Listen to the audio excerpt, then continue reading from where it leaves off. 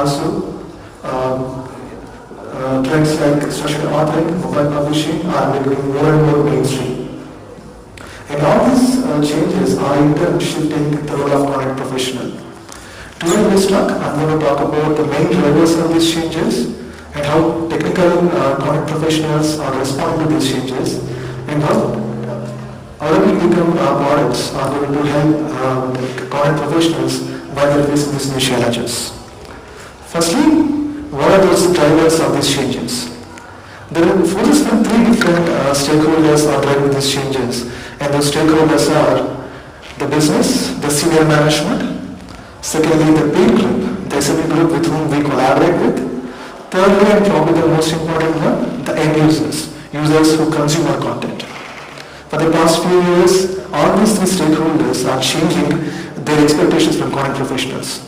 They're changing their behaviors, their preferences, the way they do their work, as well as the way they consume the content. Today I'm going to go by each and every stakeholder and talk about the expectations from their end and how content professionals are responding to those changes. Firstly, the business, the senior management.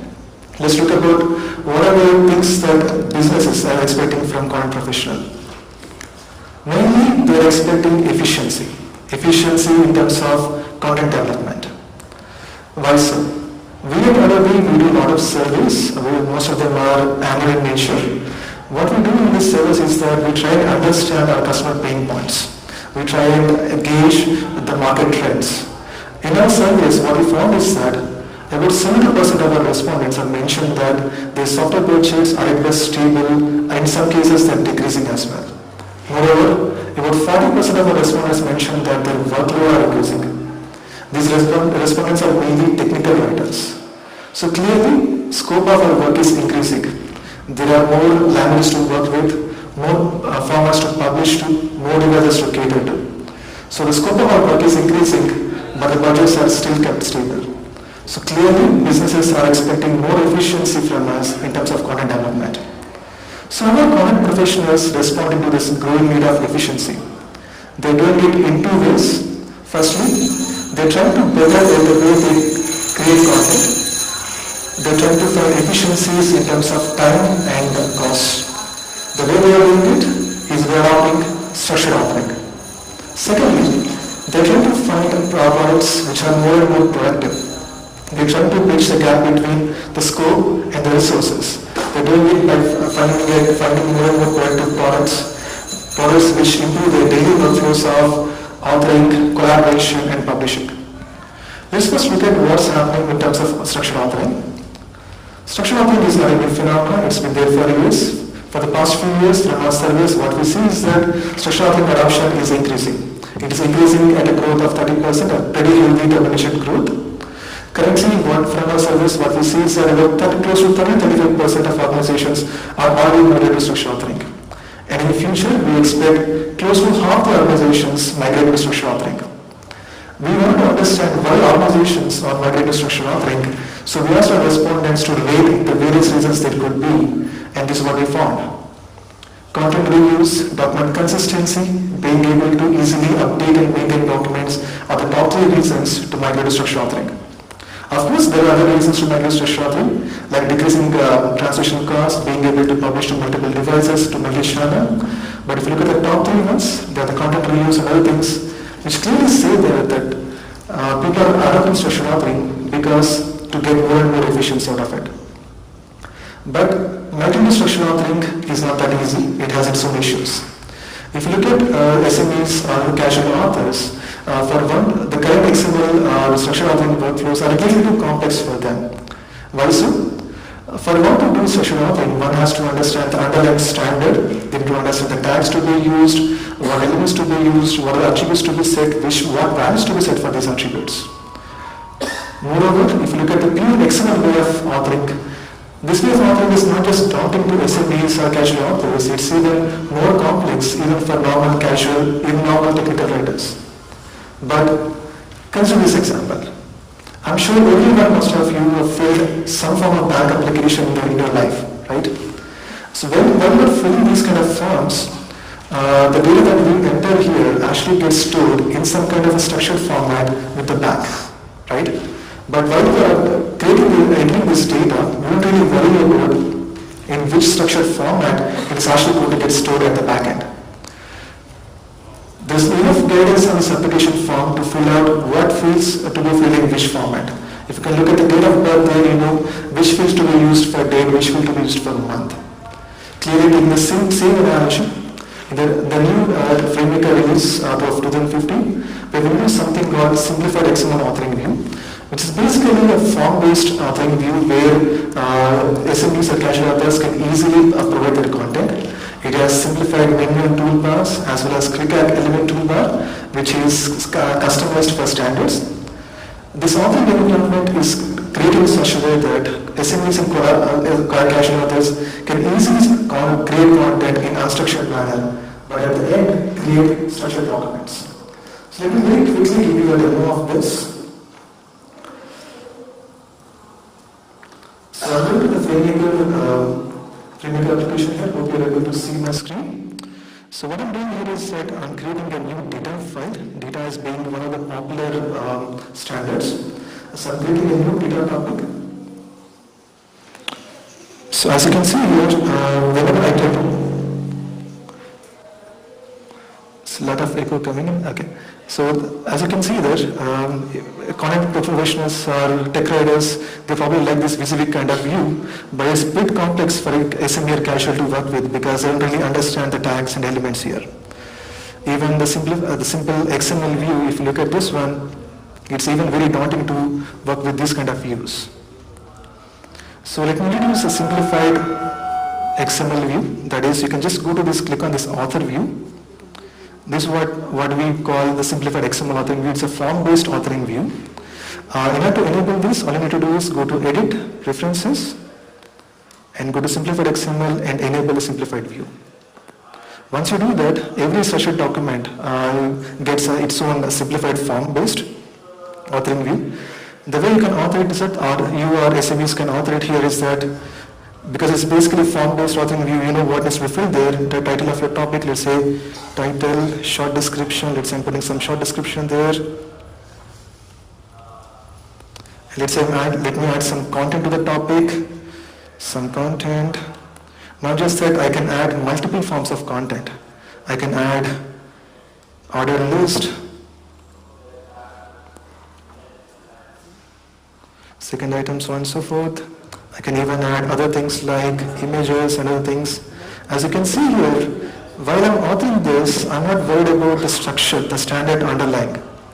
I'm just authoring in a very unstructured manner, which is very much useful for your end SMEs or casual authors. As you can see, so I've authored a data topic. Now me as an SME or casual contributor, I can give this document back to the content writer, who can then open up the same document in his own preferred view, in a WYSIWYG view. So he's basically getting the same view here, and he can just author the same view. Probably let's say he makes some corrections, and he gives this content back to the SME or casual contributor for his own review.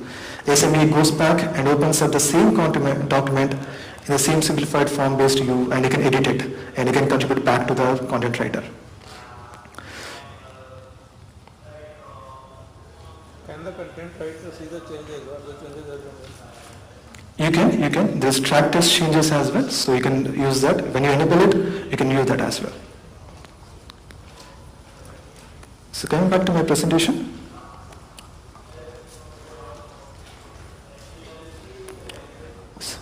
Now we looked at what is happening in terms of structure. Now let's look at the productivity part. Pros are trying to bridge the gap between resource and the scope by actually finding out more and more productive tools. They're trying to more specifically look at tools which improve their authoring workflows. Why specifically authoring? Because that is where most of the time is being spent by the technical writers. In terms of productivity enhancements, the latest RoboHelp 2015 release, we have introduced so many such productivity features. One such feature is new ribbon-based UI. What this feature enables you is that it gives you a better discoverability of features. Not just that, it has all the features and commands segregated logically across different tabs. If you have worked with Word-like tools, it will be very intuitive for you to accommodate, understand this new ribbon UI. Not just that, it actually comes with contextual tabs. If you're authoring, let's say, tables or such things, while you're authoring, context-specific features are easily shown up on the ribbon so that you can easily go back and refer to those features and easily work with them in doing the authoring. Now, just it has other features such as you can easily update quick element toolbars, keyboard shortcuts. You can minimize the ribbon. The ribbon itself is responsive, so you get more and more productivity while you're authoring. I'm going to demo this in a bit. Also, there is another significant improvement in terms of final replace functionality. The scope of final replace has been improved. You can now search across different scopes, various scopes such as current open files, current project, different projects, TOC and other things. Not just that, once you get the search results, when you double click on the search result, you're actually taken back to the design mode rather than the HTML mode. So which makes it very simple for you to author it in a more productive way. Let me go very quickly show you that demo of that as well.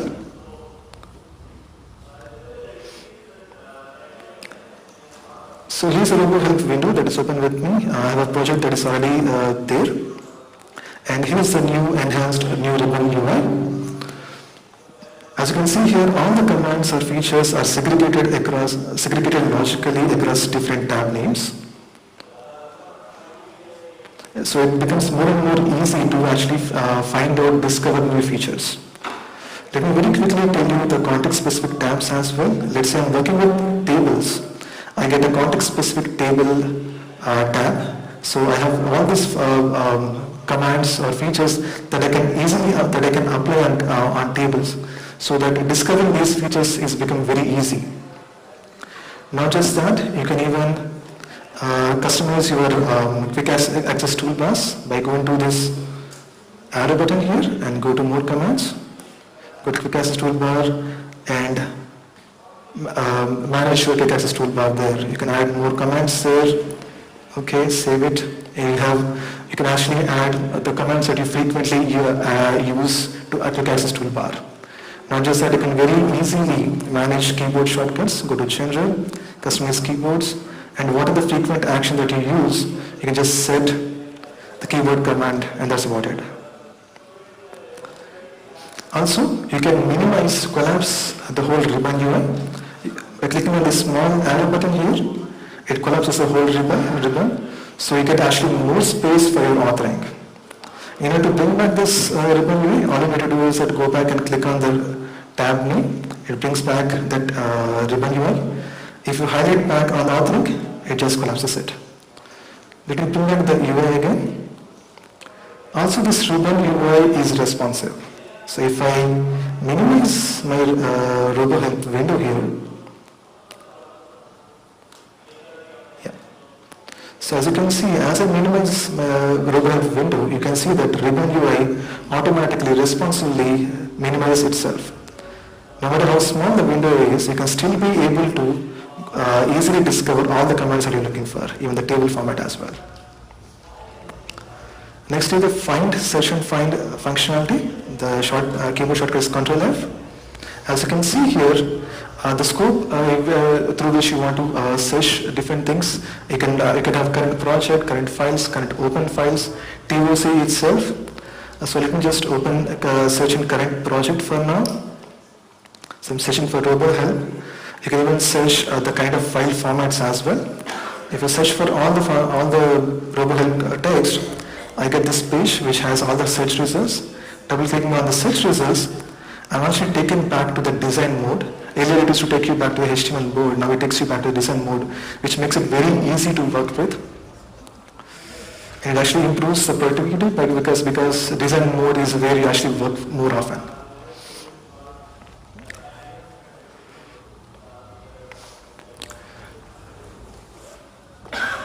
So coming back to the presentation, now that we have looked at the growing needs of efficiency from businesses, now let's go to the second stakeholder, that is the peers, the SME group with whom we generally collaborate with.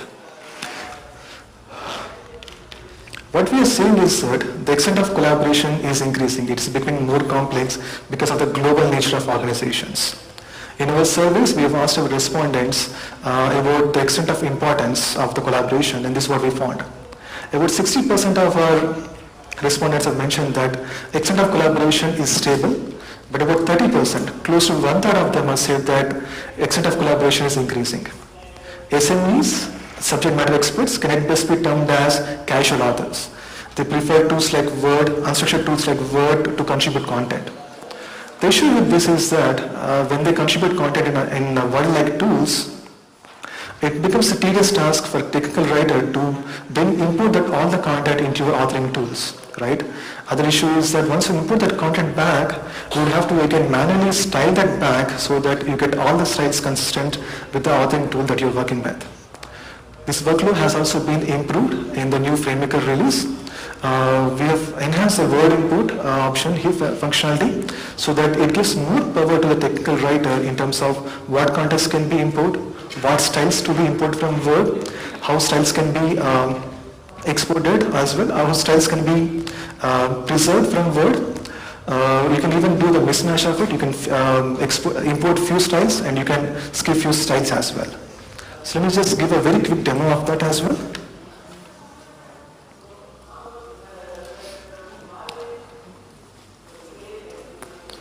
So let's say me as a technical writer, I'm working with a document here.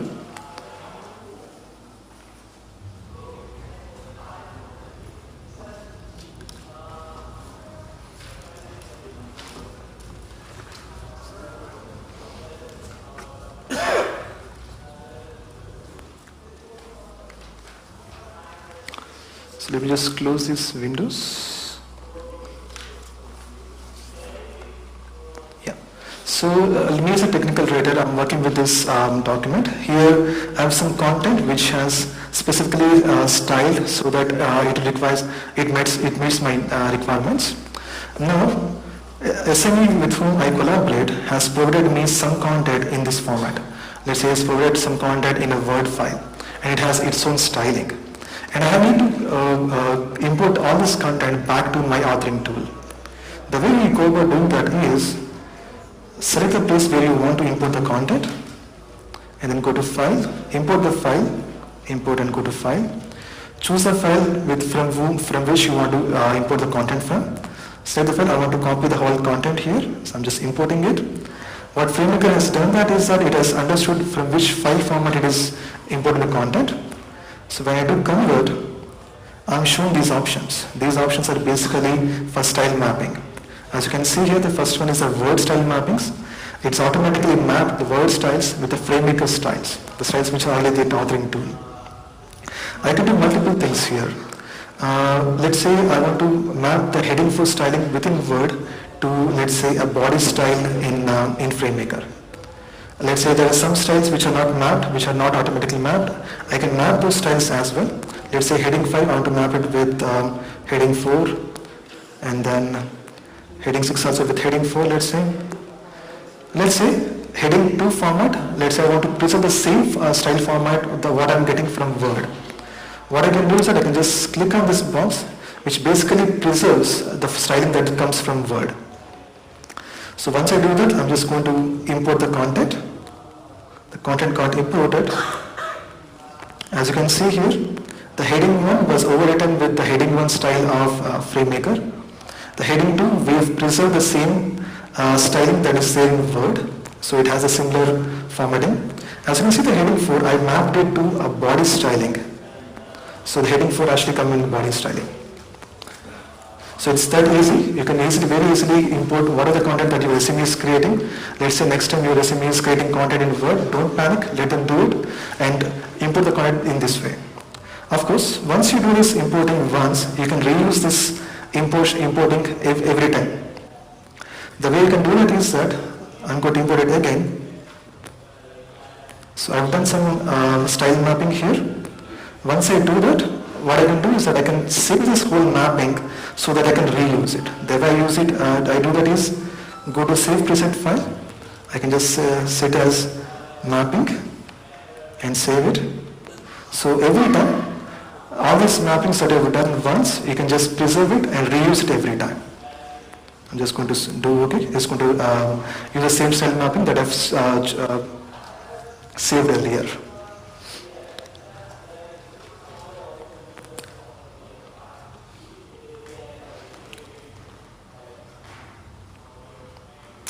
So now that we have looked at the kind of expectations, the changing expectations from business and peer group, now let's look at the third and probably the most important stakeholder, that is the end user. End user who are the ones who consume our content. End users these days are becoming mobile. And they are consuming content on their mobile devices. As you can see here, the mobile browsing is increasing. It is increasing at the expense of desktop browsing. Issue with mobile consumption is that there are multiple devices that we need to worry about. Not just multiple devices, multiple sites to be worried about. So the need of hour is that you've got to have your content available everywhere in mobile formats. Not just that, that format should be responsive enough so that you can cater to all different sizes.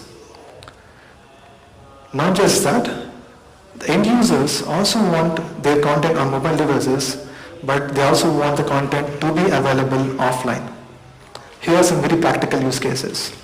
Organizations these days are providing tablets or mobile devices to their employees so that they can consume different forms of content. Here are some practical examples. Airlines are giving tablets to their pilots, maintenance workers, technicians are given tablets so that they can refer back to the critical procedures. In these cases, right, like pilots or technicians, they work remotely. In some cases, they also work in a remote, extreme conditions, extreme weather or geographical conditions where they may not have internet access. And also it becomes very difficult for them to pull out a thick binder and refer back to time-critical tasks. Having a small device like tablet, it's easy to carry those devices. Not just that, they provide a search facilities so that you can very easily refer back to the content that you want to see. Here are some quotes from these users. Pilots are saying that earlier, if they have to approach an airport, they have to pull out a thick binder, look at the airport, look at the approach code, and put that code in their system. Now they're doing it using iPads. What they're saying is that the iPads are actually for them as a time saver, and it's a very safety feature for them as well. Someone is also saying that because they're consuming content in iPads, they're no more printing content in thick binders. So they're saving a lot of publishing cost, a lot of print pages, a lot of energy. So now we know that end users want their content to be available everywhere on their mobile devices. They want to have it in different formats. So how are content professionals responding to this? Content professionals are publishing their content into mobile devices in mobile formats. So here is the trend that we see from Adobe surveys. Here are the number of organizations, percentage of organizations who are publishing to at least one mobile format. Formats such as HTML5, EPUB, Kindle or mobile apps. What we see is that the growth of this trend is phenomenal. It's even much higher when compared to structured authoring adoption. Even in future, we see at least half of the nations to publish to at least one of the mobile format. In terms of formats, HTML5 is leading that pack. About 33% of organizations nations already publishing to HTML5 output. Next comes the mobile apps, EPUB and Kindle. And we see that for each and every format, there's a pretty good healthy growth in future as well. In the latest TCS 2015 release, both FrameMaker and RoboHelp products have been enhanced such that they now not only publish to legacy formats such as PDF, WebHelp and CHM, they also now can publish to formats like HTML5, responsive HTML5, EPUB and Kindle. Not just that, with the latest release, FrameMaker and RoboHelp are now integrated with a PhoneGap solution, which is a solution which bundles technologies like HTML, CSS and JavaScript and creates mobile app. And these mobile applications, you can very easily, using PhoneGap, you can easily upload them to Android or iOS stores from which your end users can actually download and consume content offline. Let me give a very quick demo of this.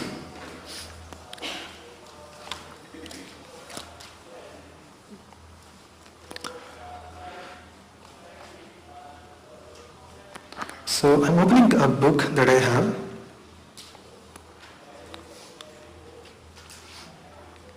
So as you can see, the book has some cover page, some TOC, as well as a lot of content. As you can see, the content has some conditional text, some images, videos, tables, as well as some images. Now I want to publish this book into a mobile application. The way I do that is go to Publish, File, Publish Pod. In the Publish Pod, you can see the mobile app feature there. For you to actually publish to mobile app, you need to have few required settings. Let me explain them in a bit. So let me edit those settings. So you need to provide a package name as well as a title for your mobile application. This is the title that goes on your mobile application. And a descriptive icon. This is the icon that will be shown on your mobile application. As well as a PhoneGap account. If you already have an Adobe account that you already use with FrameMaker RoboHelp, you can go to PhoneGap and register yourself and put those credentials back in mobile app. Also, you can do a lot of customization in terms of look and feel of a mobile app. The way you can do that is go to the layout options here. You can choose default layout options. If you want to go to more layouts, you can just click on this link, which will take you to this page, which already has so many layouts that are readily available for you to download and put them in your installation files so that FrameMaker RoboHelp picks them up.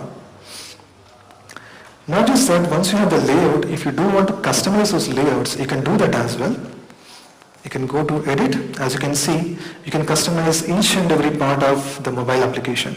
You can add your own logos, you can change the logos and other things, you can do all those customizations.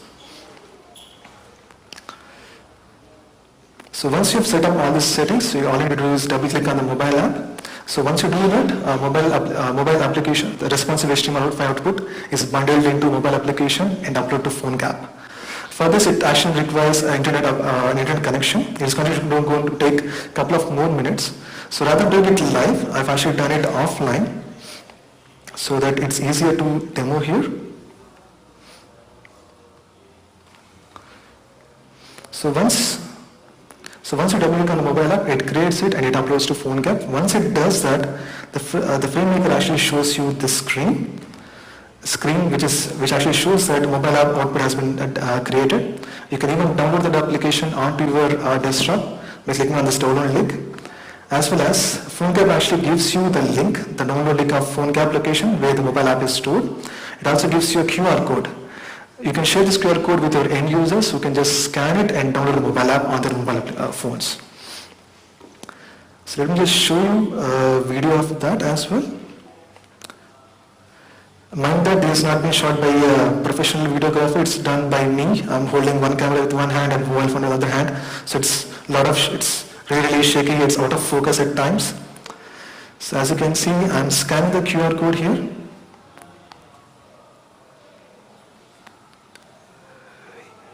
Yeah, QR codes get scanned, you get the download link, clicking on that, you can download the mobile application.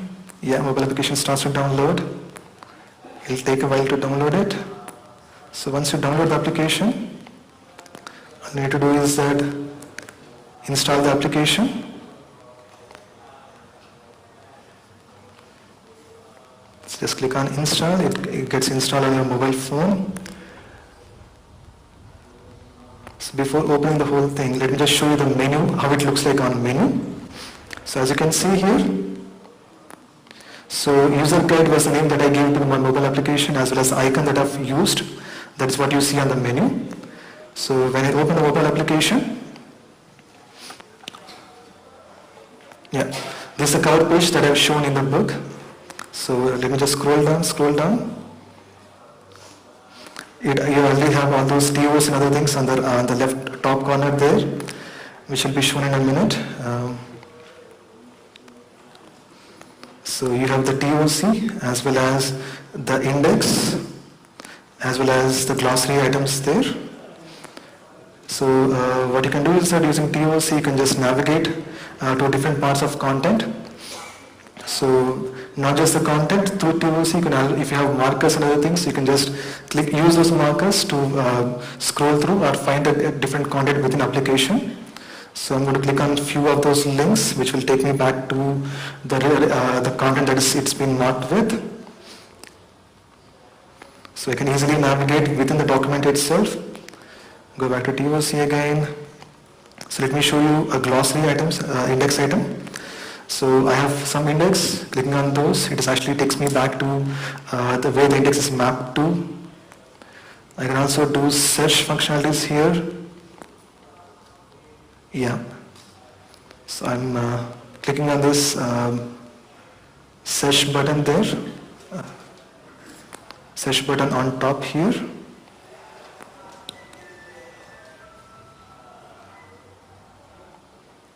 Yeah. So I'm searching for keyword launch. So it actually gives me all the search results then and there. Clicking on those search results takes me back to where this keyword is present in the whole content. So I have this application installed on my mobile phone. If you do want to visually see it, you can actually come by our booth. I'll actually give you a demo of that there.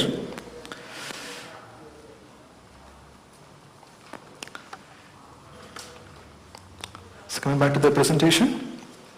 Now we understood that our end users want their content to be available everywhere on their mobile phones as well as offline.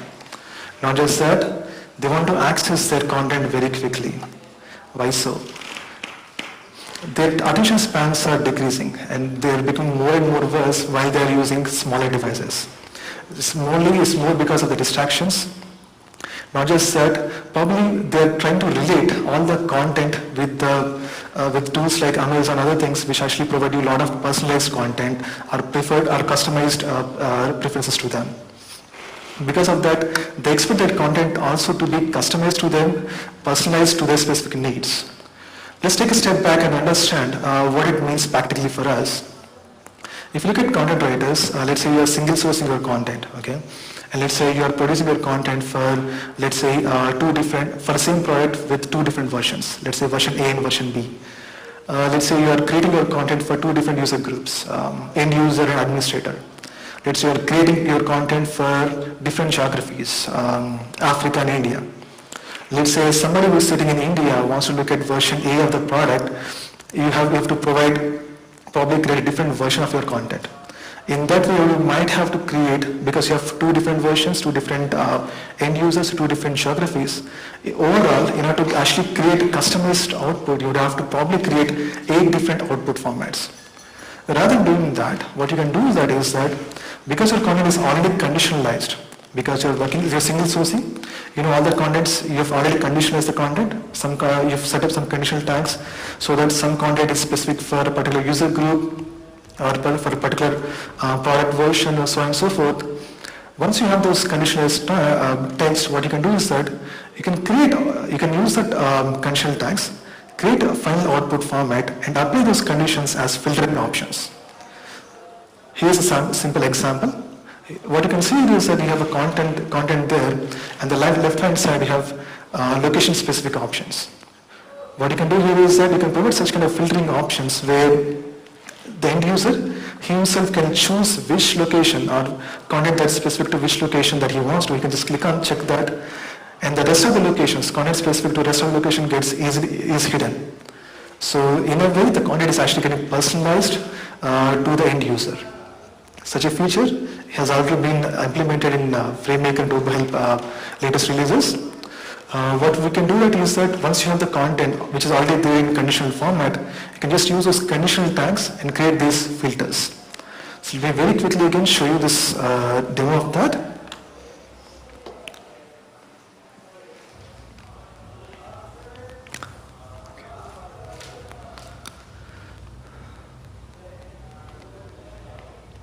So I have some content here which is already conditionalized.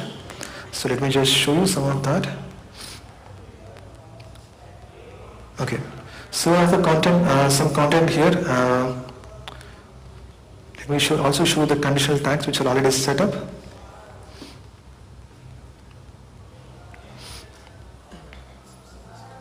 Okay, so I have some content which is specific for the end user, which is highlighted in blue color. I have some content which is highlighted in red color, which is specific for the administrator, right? And I have all those conditional tags already set up in my content. Also, this document already has some expressions, some filtering expressions which you can readily use to create multiple output formats. Rather than creating each output format for each specific requirement, what you can do is that you can just create one single output format. Let me just close up this clutter here. So what you can do is that you can just create one single output format, go to responsive HTML5. Let me show you how you can do that as well. Go to the responsive HTML5 settings. What you can do is that you can use this button, this checkbox, use dynamic content filter. Checking on this, you can customize it. The way you can do that is that you can create groups of filters. I'm going to create one group, let's say expressions, within which I want to add some filtering options. Okay, so these are the expressions that I have already built in my document. I have few specific output formats like these, some content specific for product A, for some particular user. I'm just selecting them, clicking on OK. Let me create one more group, let's say product. Within that group, I want to add some more things like product A and product B as the options within that group. Let me create one more, let's say user type. Within that I can use administrator or end user. So that's about it. And let me also select something, an option called allow multiple selections in a group. What it does is that it actually gives checkboxes within the same group so that you can select multiple options together. I'm also going to demo that as well. Let me just select and save it. So all you need to do is just create responsive HTML5 just by double clicking on the responsive HTML5 output. It may take a minute to do that, so I've just created the output format even before coming to the presentation itself. So as you can see here, it's the same content that you're seeing here.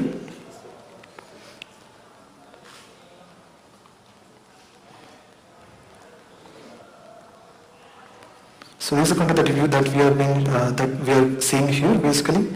The first line is specific for the end user, second is specific for the end administrator. As you can see here, there is something called filtering options, which has all the expression-based filters, product-based filters, and user group-based filters that we have just set up.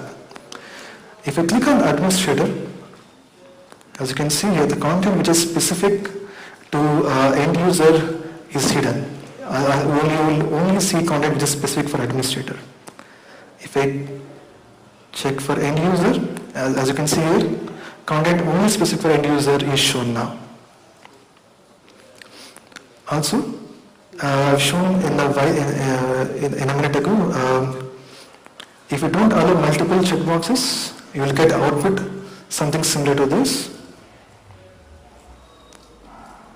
So you basically get red buttons so that you can change it.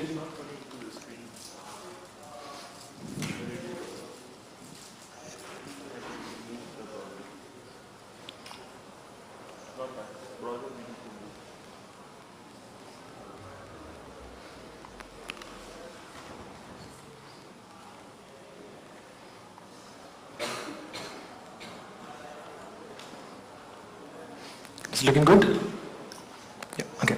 So you have the filtering options here. As I said, you can actually have multiple checkboxes so that you can choose multiple options in one go. Not only that, you can even restrict the user to just choose one of those options, which will basically do the same filtering options on the final content. You can do it both ways.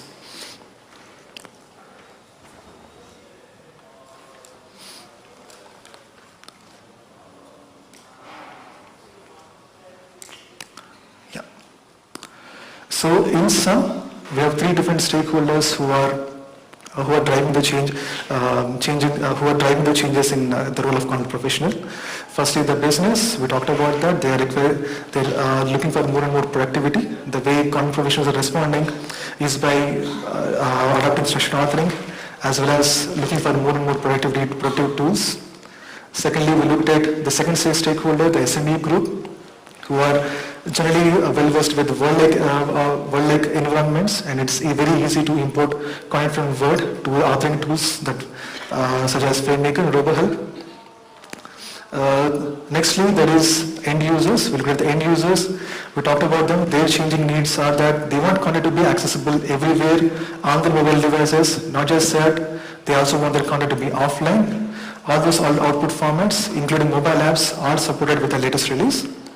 And finally, dynamic filters, which are very useful to customize your content. End users can easily customize their content. So that's about from my end. Before closing that, I have a couple of things that I want to share. Firstly, we are running this survey. Kuldeep is heading that. I think some of those templates have already been shared with you. Please fill those survey and submit to our Adobe booth. The survey is actually going to close today itself, around 11 o'clock. Yeah. So the price will also be announced today itself. And there's one more very important survey that we are conducting. It's an Adobe annual survey. These are surveys that we use to understand our customer pain points as well as to analyze the industry overall. And they're very attractive prices. Please go ahead. The URL that you have to go to is survey.douright.com. It's douright.com. douright.com.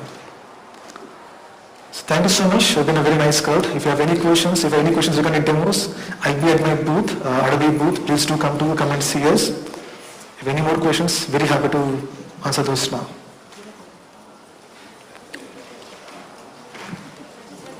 Please. We are providing support for parent software, and right now we provide help through HTML pages which Okay. are attached to the single tabs in the application. Okay. We are planning to move to Global Help 2016. Mhm. And how do you, is there any way that we can deal with the localization tabs? Is Global Help 2016 providing any help? So the question is that whether there is a help for localization within RoboHelp. Yes, we do support different languages in our products.